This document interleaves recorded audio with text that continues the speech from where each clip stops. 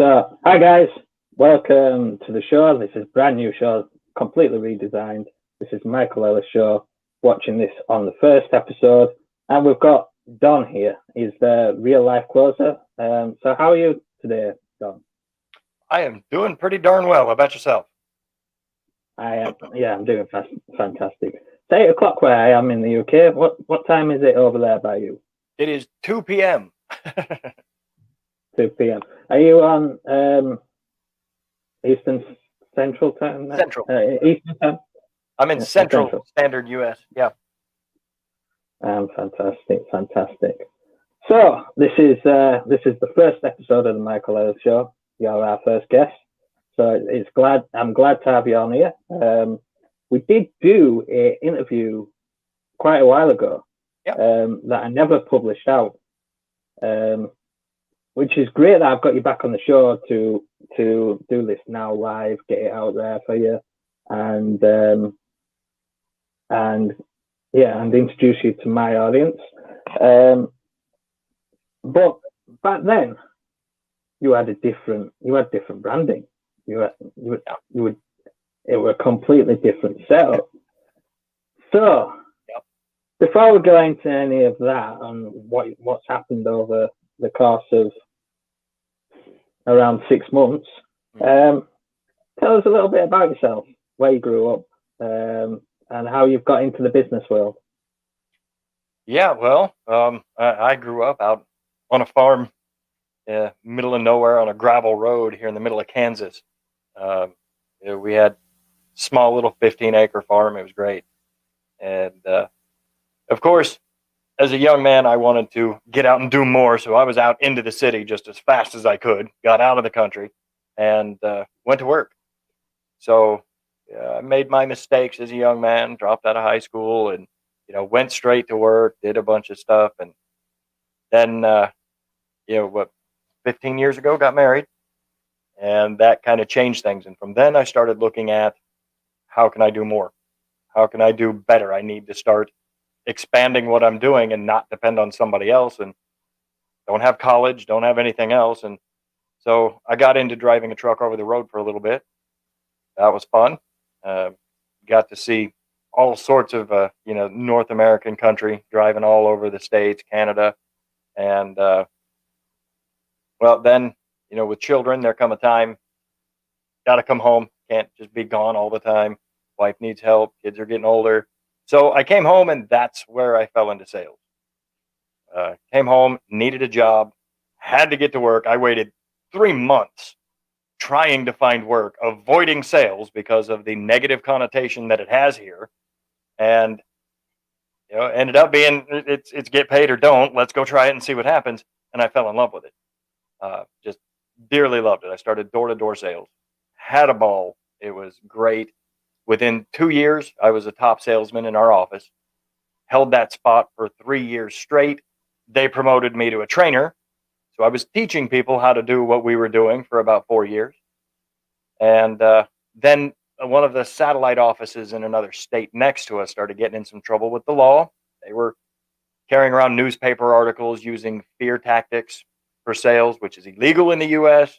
And so I separated myself from the company because I didn't want my name caught up in all of that. And so from there, I had to go back to driving a truck for a little bit again. Didn't like it. I wanted back into working with people. So back in March of 2019, I started looking into sales online.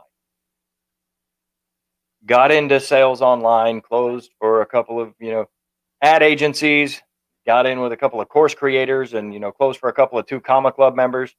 And then back in February of 2020, I got on with one of Bob Proctor's top consultants. And I'm fairly certain it was the mindset stuff that I was talking about and teaching when we spoke last.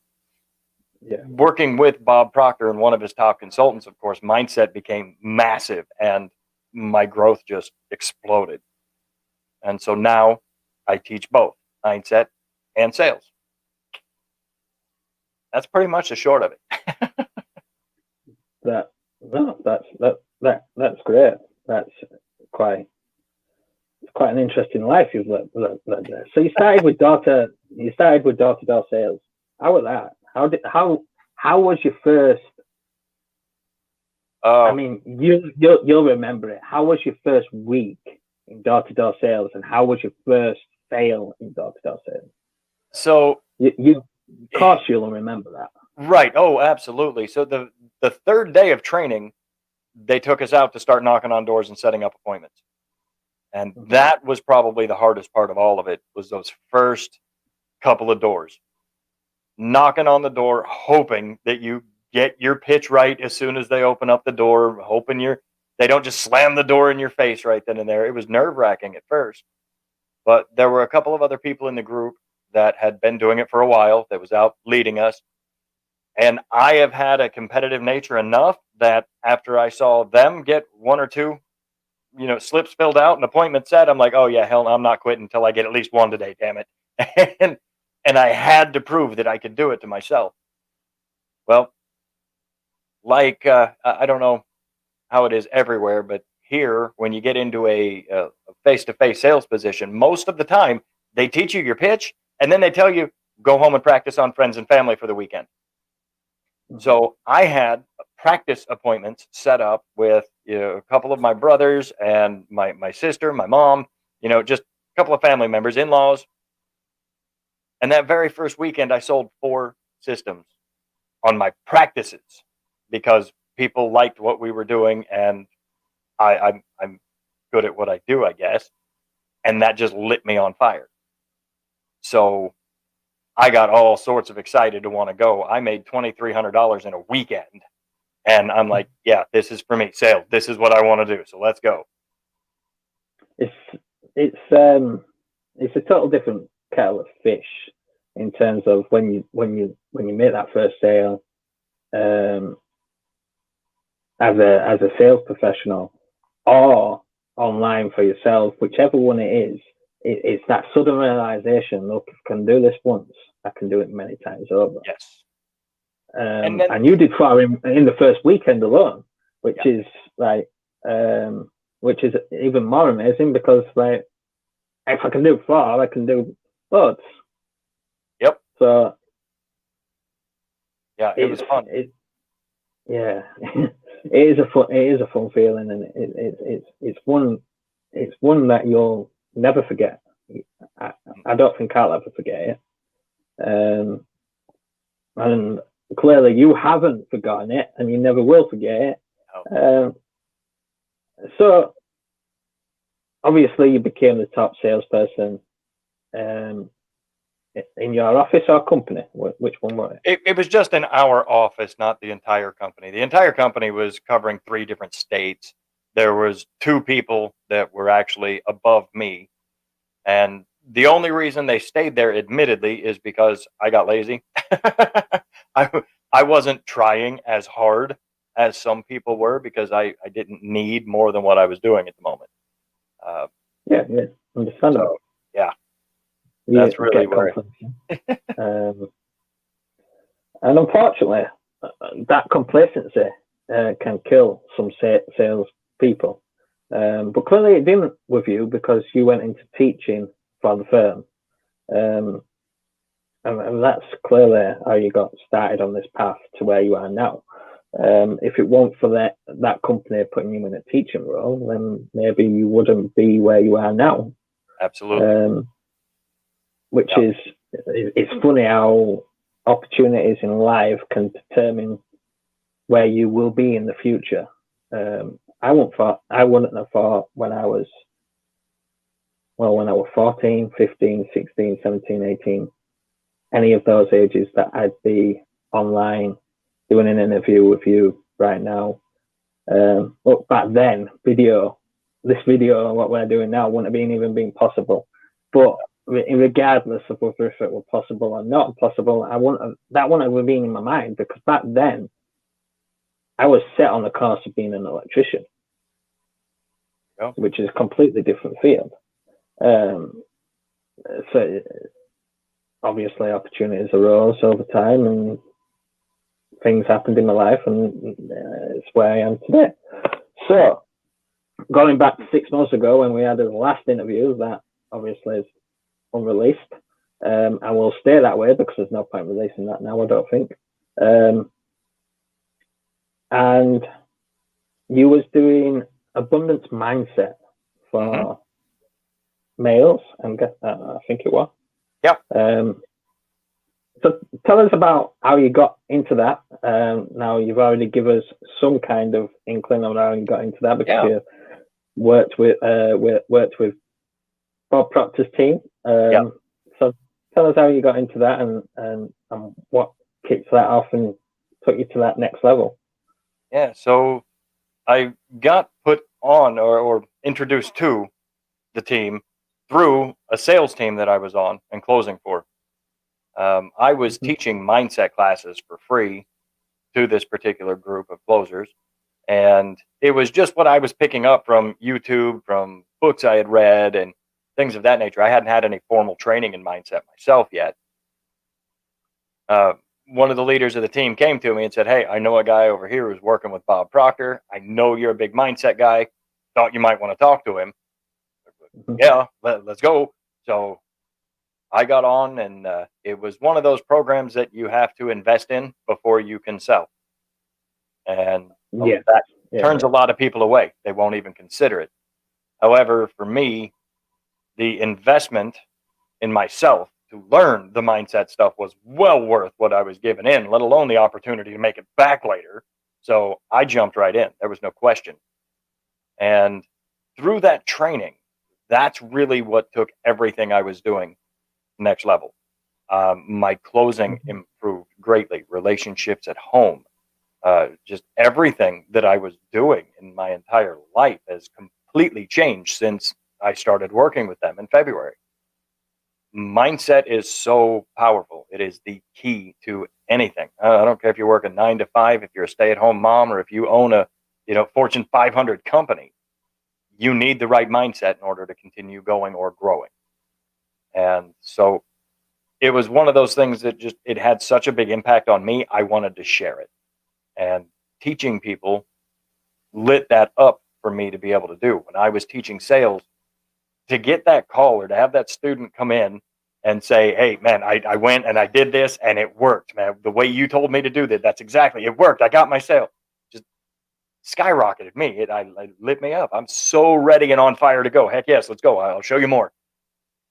The mindset was the same way. I wanted to share it. I wanted more people to see it. A 10K program to work with Bob Proctor, a little out of reach for some folks. So I was able to put a more compact version of it within myself to be able to share for people in a way that wasn't, as investment heavy. And it worked out. It led to where I was able to take both of my passions and put into one spot. Teaching and helping people with sales and mindset, both I was able to put together into one place.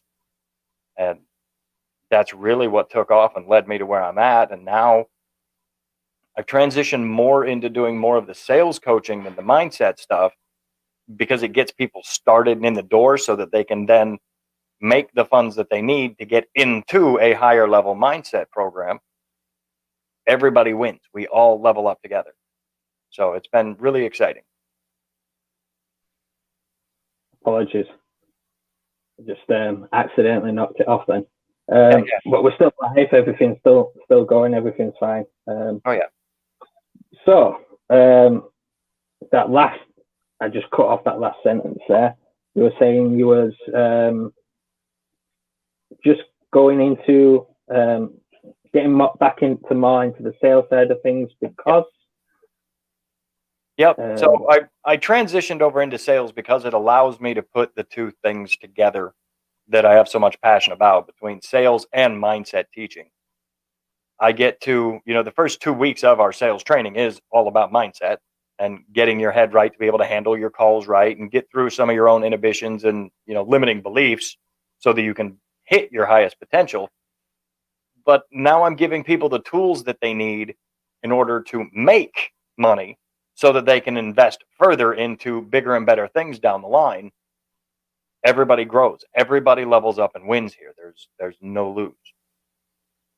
It's a perfect situation for me. That's fantastic. So why do you think mindset plays such a big, heavy role on sales and closing? Simple psychology, really, but I mean, how simple is psychology, right? Uh, the thing that most people don't realize, because we do it so naturally, is that whatever you have going on in your own self, in your own mind, while you're having a conversation with somebody else, is reflected back to you. This is one of the reasons why we find ourselves being friends and hanging around with groups of people that are interested in the same things that we are, because we put out, thoughts, we put out vibrations. Other people connect with those, and they're like, "Yes, I want to be around you." We mesh. The same thing happens when you're on a sales call. So I find it's really simple. I go into companies who have closing teams, and they ask me to help their closers to get better. And all I have to normally do is ask one or two questions of each closer, and I can solve most of their issues. And the very first question I ask is, "What objection do you get most often?" And no matter what they tell me, no matter what they tell me, I can say, "Okay, now what is your personal belief about your program around this right now?" And that's what's causing the objection. If they've got it in their mind that this is like really expensive, then they're going to get people who tell them that's too much money. If they've got a thought in their mind that nobody's going to make a decision to spend $5,000 on one call, they're going to have time to stop and think about it, then that's exactly what they're going to get, is a lot of, "I want to think about it." You reflect it all back on yourself, whatever's going on in your own mind. You have to address the mindset. Yeah, exactly. I would 100% agree with that. But when I first started getting moving online, I had my own limiting beliefs that I had to deal with. One of them being that very one that you just plucked out of the air.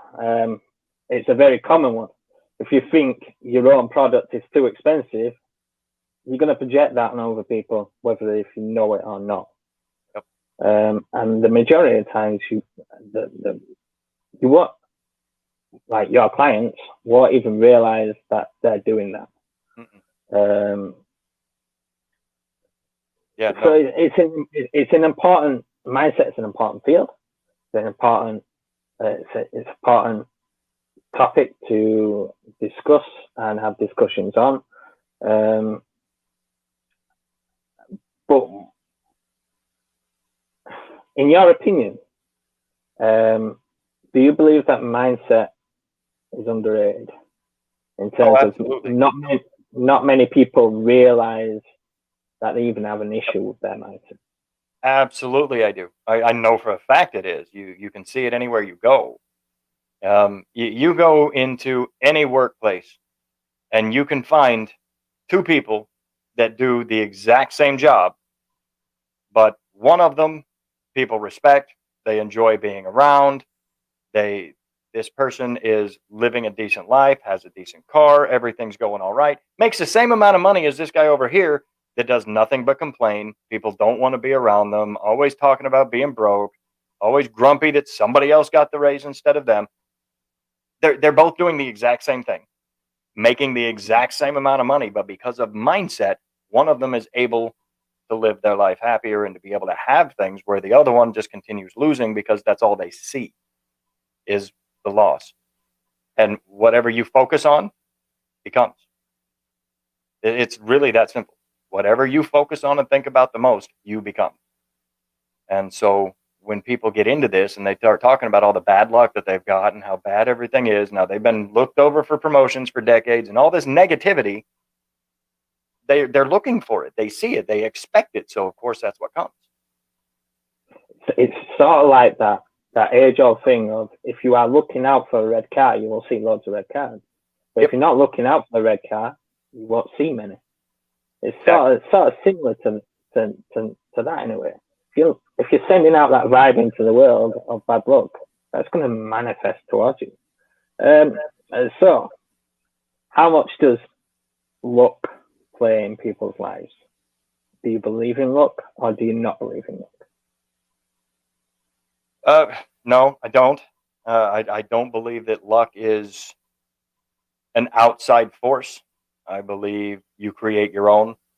There are plenty of quotes out there, and I'm not one to always be able to remember who said what, but there are lots of them out there that'll talk about how, the really successful people, they don't wait for the right circumstances to come around. They go out and they create them, or they go out and they find them and go to them. You don't wait for it to come to you. That's essentially how luck works. If you ask some of the most successful people around if they're lucky, they'll tell you no, because they busted their butt to get to where they're at. They have fought for it, worked for it. They knew they were going to be there, and nothing was going to stop them. It's got nothing to do with luck. That's just the way it is. Luck is when people go out and have a scarcity mindset, buy lottery tickets, win $1 billion, and are broke again in 4 years because they don't know how to handle it. I was just about to bring that up. I was just about to say that, luck is going out there and hitting the jackpot on the lottery. Look, somebody's got to win it. So yeah, if you're playing it, someone's got to win it. It's just a simple odds. Unfortunately, many people don't realize that the chances are more likely that you will die from walking out in front of a bus that you can control. Yeah, it is literally, mathematically and scientifically, more likely for $1 million to accidentally fall out of an airplane and land in my backyard than to win the lottery.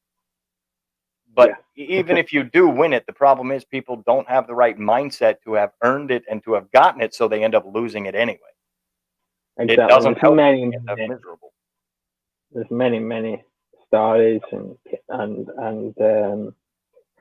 cases where people have won the lottery, and 5 years down the line, 4 years down the line, they're back at square one in a dead end job, or even worse, queuing up for state benefits.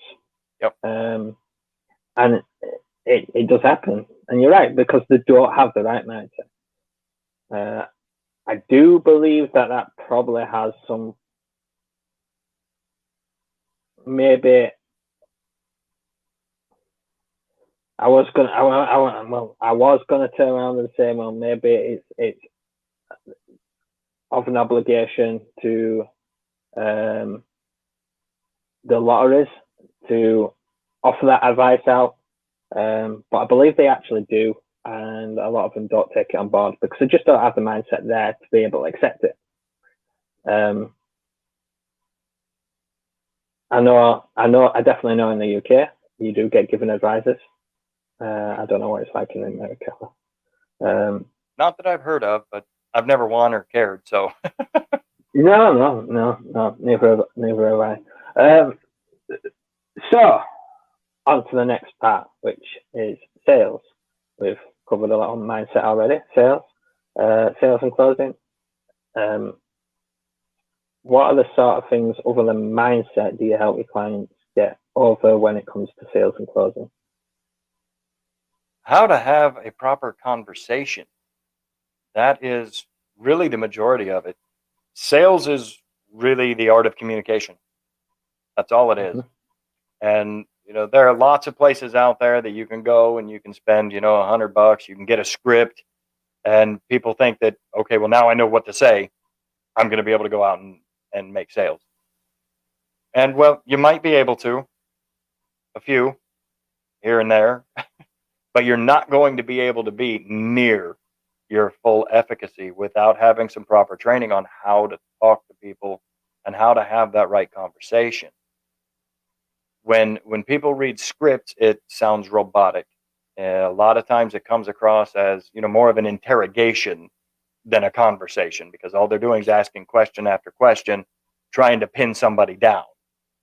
Instead of having a conversation to find out where they are, what they need, why they're even there right now, and making sure that what you're doing is even something that can do for them what they want done. The majority of sales is really just finding out if you can actually help somebody or not. And those people that don't do so great and that end up getting frustrated and leaving sales or take a long time to learn, the majority of the time it's because they're too busy trying to convince somebody how great what they have is and why they need it, instead of talking to the people that actually do. So you just got to learn to talk. Just got to learn to talk. That's amazing. I actually agree with you. I mean, yeah. After talking to a lot of different people in this field, and so on and so forth. I can tell you now, the ones that do a lot better know how to communicate, know how to hold a conversation, know how to read between the lines and not go off a script. And you're right, it does sound robotic when people go off the script, off a script. When people like to do this on social media, in Messenger. They really love to go off scripts in social media, on social media, in the DMs. And I can tell the people a mile off that are running a scripts, because it doesn't matter what you say to them. They'll just continue going on with the script and not continue the conversation. And it frustrates me so much. It really frustrates me. I want to shake them up, but you can't, because they're on the side of the computer. And it really is frustrating. How can anybody expect to convince or convey or sell to anybody like that? I don't understand how they would think it would work. Now, obviously, unfortunately, there are a lot of people teaching them that it will. That is true. Does numbers play a role in sales? Numbers do play a role in sales, for sure. There's no way you can cut the law of averages out of any sales profession or job. However, numbers don't start to come into play until you've solidified your understanding of sales in the first place, right? So, a lot of the things that we teach our students is how to make more while not having to increase how much calls you're taking, right? You increase your close rate by learning the skill and learning to communicate and learning to understand people in a way that they haven't. And once you've got to where you've solidified that, and you've gotten to where you're staying consistent, now it can become numbers. You were just mentioning about the people that use scripts on Messenger. Yeah, I get them probably 5 a day. But those people, they have to rely on numbers because what they're doing doesn't work. And so it's just that chance, accidental, this one person happens to be tired and annoyed enough that, okay, fine, what do you want? And they listen to it, that they finally get a conversation started. When you're doing it right, you can talk to less people and make more than what you have to. And then you can talk to more if you want to continue increasing what you've got coming in. But the first thing you got to do is increase what you're doing from where you're at. Brilliant. So, is sales a number game or a relationship game? Just a straight answer. I don't want to. Yeah, relationship by far. Absolutely. I would agree. Massively agree. I've never sold anything off just a number. I've sold it off having a relationship or forming a relationship, and creating connection between those two. I'd much rather talk to 5 people that I can actually have a good talk and conversation with than to just randomly throw out my pitch at 20 and hope somebody bites. Any day. Exactly. Yeah. Does the relationship stop if a sale hasn't been closed? Or do you continue to foster and nurture that relationship? Oh, absolutely. Absolutely. So this is one of the biggest portions that I know a lot of closers lose and a lot of salespeople lose. Even when I was doing it door to door, I'd go in and I'd talk to people who didn't end up buying while I was right there. And, it'd be a couple of weeks, a month, sometimes 2 months. I'd go back and talk to them again. Hey, I remember I was here. We were talking about this. You said you had this going on. Would you mind sitting down and having a conversation? Let's see what we can do now. Find out where they're at. You're leaving money on the table if you don't continue working with people. Then on top of that, especially when it comes to the online space, pivots happen all the time. People change what they're doing. They move into a different field. They level up and they take on something else. Well, now I've got a whole list of folks that I talked to before that what I had then wasn't what they needed, but what I have now might be. So let's reach out and talk to them. And these people don't feel threatened. They don't feel offended when I reach out and say, hey, I've got something you might be interested in, because we have a decent relationship, because we've spoke. They take the time to at least hear out what's going on. It doesn't come across as a sales pitch. So yeah, absolutely. Keeping track of people and staying in contact with your prospects is massive for your income, especially online. And then on the other side of things, does the relationship end after you've sold them and you've gone through the program or whatever it is you're doing with them? And does the relationship stop then? No, absolutely not. Shouldn't, and for the same reasons. First and foremost, you never know when something else might come along that they may need as well, that you have access to later. You want to be able to reach out and talk to them about that without it coming across as, oh, hey, you paid me once, do it again, I got something else. You don't want people feeling that way, first of all. Second of all, the companies that do that don't stay around long, because it shows that they don't actually care about their people. And when you do give a damn about people and you're actually selling something that you believe in, you want to keep in touch with these people and see, how are you doing? How's it working out? Are you having problems? You want to make sure they're being as successful as they can with what they've got, because that's your name on it. Even the people that I closed into programs that weren't mine, people that worked with me, on something else, I still kept a hold of. I've got people that I still talk to this day that I brought into a program to learn how to run a Facebook ad agency. This was a year ago, this time of year, a year or more.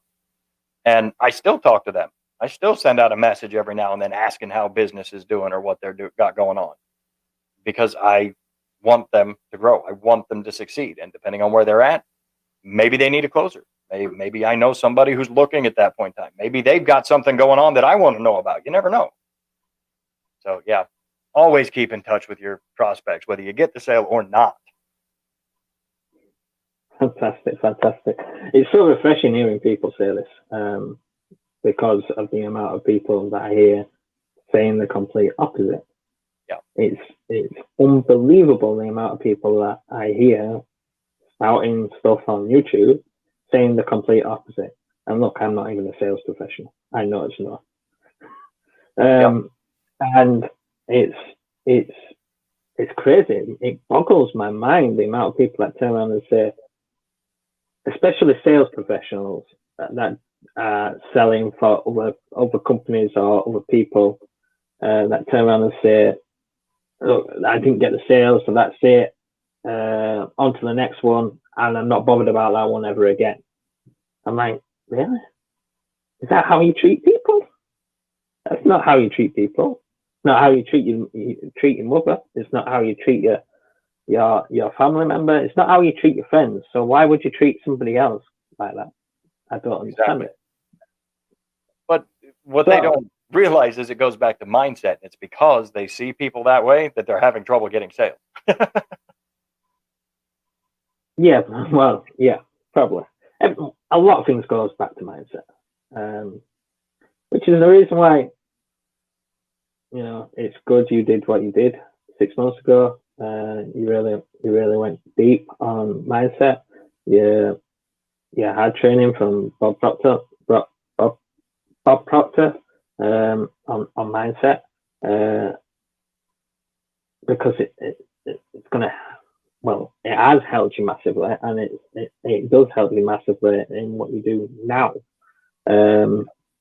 Because, like I said, it plays a heavy role in it. You do 2 weeks just on mindset alone at the beginning, because it's important. It's important with what I do. It's just I just cover it very briefly, mainly because I've gone business to business route. I don't really cover the mindset so much anymore. I've moved away from coaching as such and gone to consulting, which is a better angle for me. But when I was coaching, mindset was massive. It were the majority of the things that I were handling day to day with clients were mindset, in a roundabout way, just mindset issues, mindset problems. A lot of people had an issue going live on camera. I like a hell of a lot. I've had problems with going live on camera, or just putting themselves in front of the camera. Full stop. I'm an introvert. It did take me some time to get used to it, but once you get over it, you get over it. You can do it. Don't bother you anymore. Absolutely. It's like mindset's like a muscle. Train it, you can get over it. You can work it out, and you can accomplish great things. Absolutely. But the other thing to remember is that, like working out, when you get into a mindset routine that helps you to grow, a lot of people grow and then they say, okay, I'm here. I don't need this anymore. And they quit doing what they did to get there. And then they wonder why in a couple of months they've fallen back down. You know, you get up to the gym and you start working out, you get to where you can bench that 250. You don't quit going to the gym for 6 months and then go back and expect to be able to do it again. You got to keep up with what you're doing that got you there in order to stay. And that's one of the biggest things I see people fall at. Exactly. If it's been a while since I've been on camera, do I get jittery before going on camera? Of course I do. Everybody does. But we're all human. And like I said, if we don't work at something constantly, maybe not hard, but if we don't keep on top of things, then we do slip back, we do fall back. It happens. It's inevitable.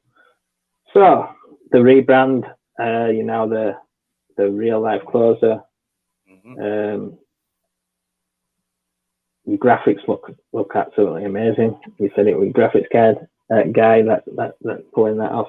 It looks amazing, fantastic. I love the hat. That's great. Thank you. Where are you going to go with this? Where are you going to go with this new brand, this new look? Well, with Real Life Closer, it's going to end up being something much bigger. Not only teaching people sales, but eventually I'm going to teach people how to teach sales. And I will have a larger program coming out shortly. I've got a couple of people that are in beta now, going through it, working on getting their first clients and getting them results so that I can then, have the groundwork I need to be able to say, yes, this works. And I'm going to teach people who want to get into coaching, but aren't sure what to teach or aren't sure how to do it. They can come in. I've already gotten most of the materials and everything put together that they can use.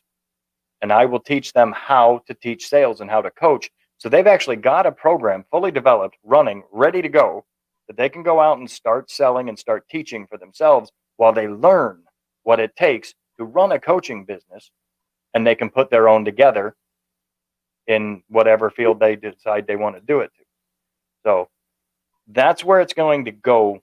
Ultimately, I should have that put together and launch ready to go by March.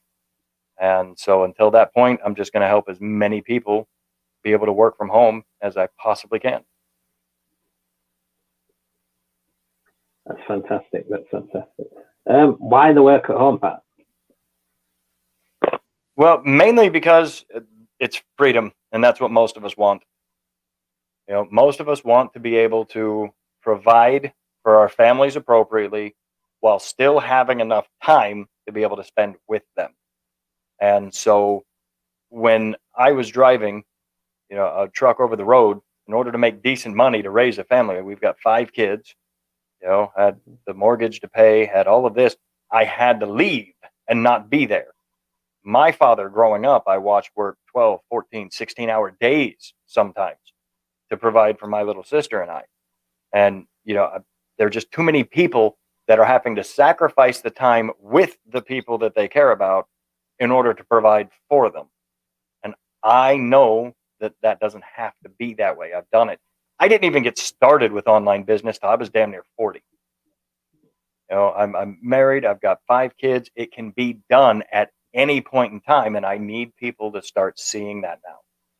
And that's really where our new audience is, and our new target is blue collar folks who are working, providing for their family, but want to do so in a way that they can be there with them better.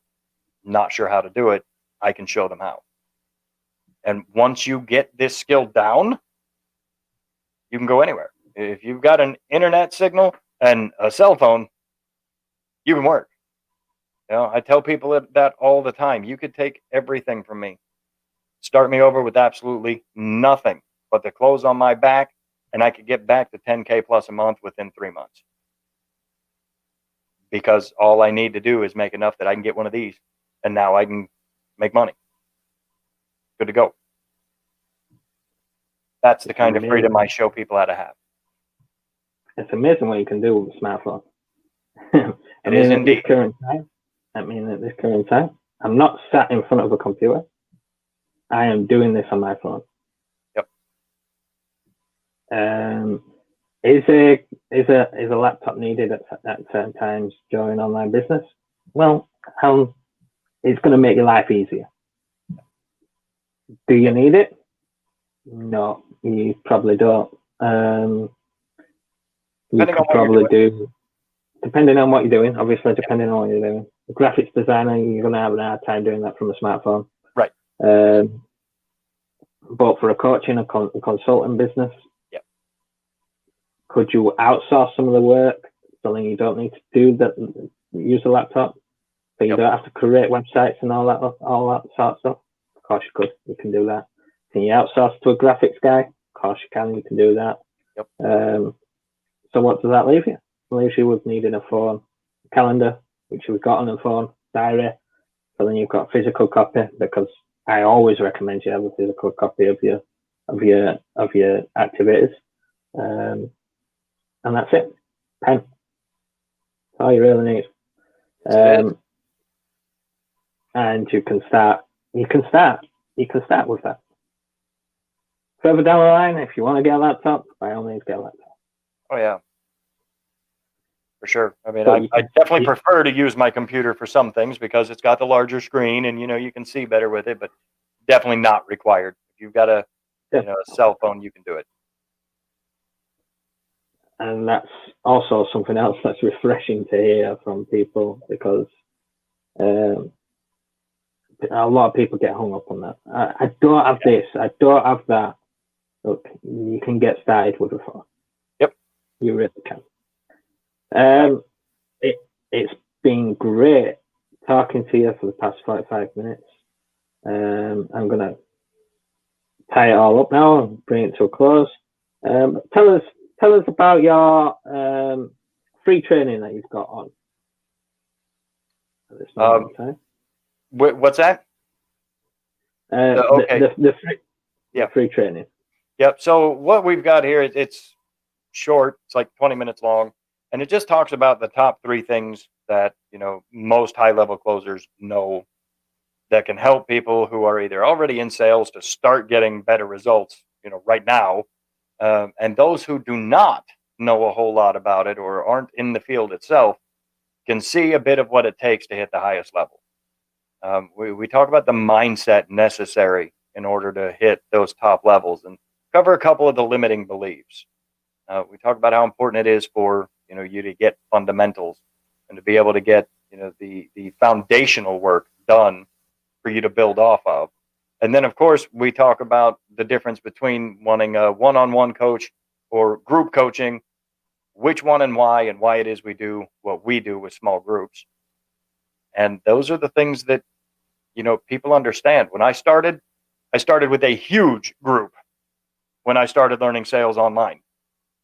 And it was difficult because who do you turn to ask questions? You can't just go straight to the coach, right? There's just too many people to have the time to do that. So we work with small groups. I've been in one-on-one situations as well. And from there are times when I want to talk about a different type of personality or a different way to, handle a different type of person. Well, if it's one-on-one, that's hard to demonstrate. But if I've got a small group, I can show example between the group so we can all learn about it together. But yeah, that's it. Plus, we give away the closing report card as well. So if you want to get that, and pretty much that is a layout of the 9 fundamental core issues of a sales call. So if you're already in sales in some form, you can take this worksheet and go through it while listening to one of your own calls or role plays to be able to grade yourself in these 9 levels and find out where you need the most work at.